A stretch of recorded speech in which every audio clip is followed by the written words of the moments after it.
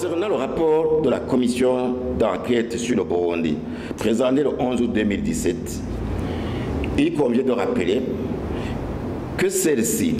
donc cette commission, a été créée irrégulièrement par la résolution 3324 du Conseil des droits de l'homme, qui a été adoptée par forcing le 30 septembre 2016, malgré le désaccord total avec le gouvernement du Burundi, dont la version des faits n'avait pas été tenue en considération avant son adoption. Il s'agissait donc d'une véritable course contre la montre qui couvrait à peine un agenda caché.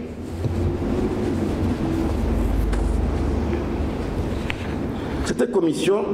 était supposée chargée de mener une enquête approfondie sur les violations et les atteintes aux droits de l'homme commises depuis le mois d'avril 2015 au Burundi, de déterminer si certaines d'entre elles constituent des crimes de droit international et d'identifier les auteurs présumés de ces actes.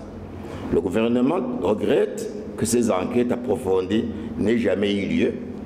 Le rapport charge les institutions burundaises,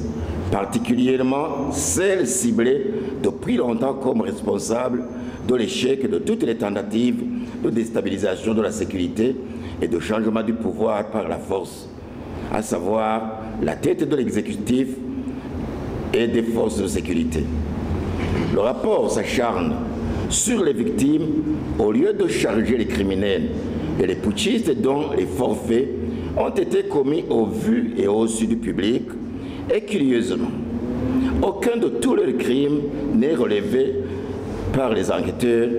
ni dénoncé, et encore au moins condamné par la Commission des Nations Unies des droits de l'homme. La Commission affirme elle-même qu'elle a confectionné son rapport sur le bas des témoignages de Burundi s'étant réfugiés dans les pays voisins du Burundi, exactement auprès de ceux-là même qui, après le forfait, se sont repliés chez les pays voisins, surtout au Rwanda, où ils reçoivent des entraînements militaires pour retourner perturber la sécurité et s'adonner à des assassinats ciblés de hautes personnalités. Des faits qui sont déjà connus au niveau du Conseil de sécurité. La Commission affirme néanmoins que des atteintes aux droits de l'homme ont également été commises par des groupes armés de l'opposition, mais que celles-ci se sont avérées difficiles à documenter, alors que les faits et les crimes relevés au paragraphe suivant ont été perpétrés en pleine journée devant des caméras des médias locaux et étrangers et même revendiqués par leurs auteurs. Il est surprenant, voire ridicule, de voir la Commission écrire dans le rapport qu'elles ont été difficiles à documenter, alors que pour la plupart, comme nous venons de le dire, elles ont été commises sous la couverture des caméras des journalistes étrangers, surtout occidentaux, qui avaient été invités à l'avance pour assister à ces spectacles désolants, à des endroits précis, pour faire des photos et des films, leur mission étant de présenter au monde entier une image négative d'un Burundi qui brûle. Comment confectionner un rapport et proposer des actions à entreprendre lorsqu'on ne dispose pas de toutes les données? Comment croire avoir des éléments de preuve lorsque les témoins se trouvent être des acteurs? Entendez ici les témoignages de ceux qui étaient à la tête de l'insurrection et qui se sont réfugiés dans le pays voisin, au Rwanda, pays qui a reçu la mission de la part de l'Occident de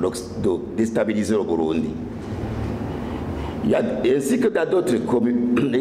d'autres pays, comme la Belgique, ancien colonisateur, qui est l'initiateur de toutes les mesures injustes prises contre le Burundi par la communauté internationale en général et par l'Union européenne en particulier. Comment comprendre et faire confiance à un rapport qui ne mentionne nulle part les attaques des groupes armés venus du Rwanda et les enfants soldats capturés sur le champ de bataille et montrés aux diplomates accrédités au Burundi, y compris ceux de l'Union européenne, avant de les remettre à leurs familles en présence de l'UNICEF après le passage dans un centre de rééducation. Pourtant, l'enrôlement des enfants dans les groupes armés constitue un crime de guerre. Comment oser dire qu'il n'y a pas de volonté de lutter contre l'impunité de la part des autorités burundaises, alors que des centaines et des centaines de responsables d'exactions commises, y compris les éléments de force de l'ordre, ont été jugés et sont en prison, et que des mandats d'arrêt contre les responsables des différents crimes, entre autres les auteurs de la tentative du coup d'État, non encore appréhendés, ont été lancés, même s'ils n'ont pas été exécutés par les pays qui les hébergent. Les conclusions du rapport qui demandent l'accélération de la CPI, de l'ouverture des enquêtes sur le Burundi,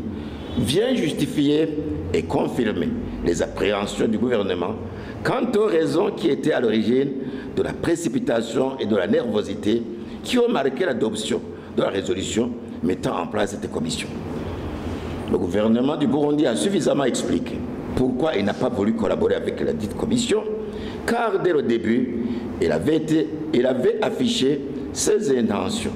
en refusant de prendre en considération les arguments du gouvernement et surtout de les publier. Ainsi, les preuves sont désormais réunies que cette commission a été créée en réalité aux fins de mettre en marche la Cour pénale internationale contre le Burundi, alors que ce dernier a officiellement signifié son retrait de cette Cour à cause justement de la politisation constatée des rapports sur lesquels elle se base pour s'intéresser à des pays ou en ignorer d'autres. La décision étant irréversible, cette dernière tentative de manipulation de la communauté internationale par rapport à encore une fois biaisée, vient renforcer la position du Burundi sur son retrait. Le gouvernement du Burundi estime que ce rapport est partial, manipulé, orienté politiquement et par conséquent inacceptable. Le gouvernement demande en conséquence au Conseil de sécurité des Nations Unies de n'accorder aucun crédit à ces recommandations aux allures politiques.